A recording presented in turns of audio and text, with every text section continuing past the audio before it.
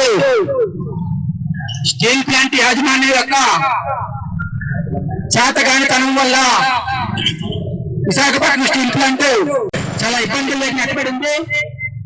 కాబట్టి Visakhapatnam steel plant ని పూర్తి సామర్థ్యంతో నడపాలని చెప్పేసి మేము డిమాండ్ చేయడం జరుగుతూ ఉంది.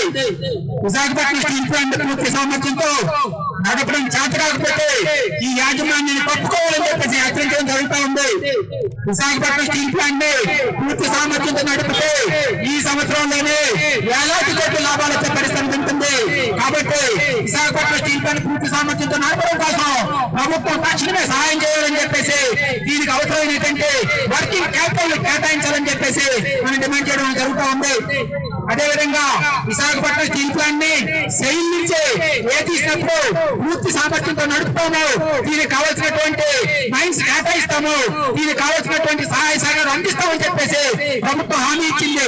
ఆ హామీని ఈ రోజు నెరవేర్చకపోవడంతో విశాఖపట్నం స్టీల్ ప్లాంట్ ని తిరిగి సెయిల్ రద్దు చేయాలని చెప్పేసి డిమాండ్ చేయడం జరుగుతూ ఉంది. కార్మికులారా, విశాఖపట్నం స్టీల్ ప్లాంట్ కార్మికులకి వేతనాలు సకాలంలో ఇవ్వడం చేతగాని ఈ యాజమాన్యం అనేక సర్కులకు ఇస్తా ఉంది. స్టీల్ ప్లాంట్ కార్మికులు త్యాగం చేయాలట. ఇంకా ఏం త్యాగం చేయాలి? నూతన వేతనాలు అమలు చేయడం చేత కాకపోవడం వల్ల విశాఖపట్నం స్టీల్ ప్లాంట్ కార్మికులు ఇప్పటికే నెలకి 10,000 నుంచి 25,000 రూపాయలు లాస్ అవుతా ఉన్నారు. గోల్డ్ కాయిన్ తీసేశారు, రెలవెన్స్ ఇవ్వడం లేదు. అదేవిధంగా ఈరోజు విశాఖపట్నం స్టీల్ ప్లాంట్ కార్మికులు రావాల్సినటువంటి వసతులన్నింటినీ కూడా ఒకటి కట్ చేస్తూ టౌన్షిప్ లో ఉన్న కార్మికుల మీద ఎలక్ట్రిసిటీ భారం కూడా పెంచే పరిస్థితి చూస్తా ఉన్నాం. ఇంకా ఏం త్యాగం చేయాలి? స్టీల్ ప్లాంట్ కార్మికులు త్యాగం చేస్తారు. 120% ఉత్పత్తి చేయడానికి కార్మికులు సిద్ధంగా ఉన్నారు. మీకు ఉత్పత్తి చేయడం చేత కావట్లేదు. మీ యొక్క యాజమాన్యం తీసుకున్నటువంటి దుర్మార్గమైనటువంటి నిర్ణయాల వల్ల విశాఖపట్నం స్టీల్ ప్లాంట్ ఈరోజు లాస్ అవుతా ఉంది. ఎవరిని అడిగి రాష్ట్రపతి 3ని మీరు ఉత్పత్తి నిలుపుదల చేశారు? ఎవరిని అడిగి రాష్ట్రపతి 3ని ఉత్పత్తి చేయడం కోసం తిరిగి జిందాల్తో భంగ ఒప్పందం చేసుకున్నారు? ఆ ఒప్పందాన్ని బయట పెట్టుకుంటే ఈ రోజు వరకు ఆ ఒప్పందం బయట పెట్టలేదు. తిరిగి ఈ రోజు జిందాలే పక్కకెళ్ళిపోయిన పరిస్థితి మనం చూస్తా ఉన్నాం.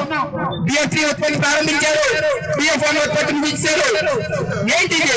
ఈ విధానాల కారణం ఏంటి?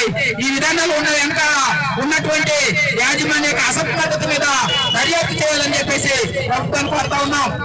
మరోవైపు విశాఖపట్నం స్టీల్ ప్లాంట్ ఆర్థికంగా దెబ్బతీశారు. 3,000 కోట్ల లాభం వచ్చినటువంటి 21-22 సంవత్సరంలో కూడా స్టీల్ ప్లాంట్ యొక్క డబ్బులు తీసుకెళ్లి రా మెటీరియల్ కొనకుండా బ్యాంకులకు జమ చేశారు.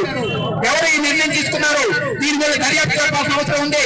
కాబట్టి విశాఖపట్నం స్టీల్ ప్లాంట్ జరిగినటువంటి అవకతవకల మీద, యాజమాన్యం తీసుకున్నటువంటి విధానాల మీద సమగ్రమైన దర్యాప్తు చేయడం కోసం సాంకేతిక పరమైన, ఆర్థిక పరమైనటువంటి నిపుణులతో ఒక కమిటీ వేయాలని చెప్పేసి ఇది చేసుకున్నటువంటి నిర్ణయాలను సమీక్షించి వాళ్ళ మీద చర్యలు తీసుకోవాలని చెప్పేసి డిమాండ్ చేయడం జరుగుతూ ఉంది.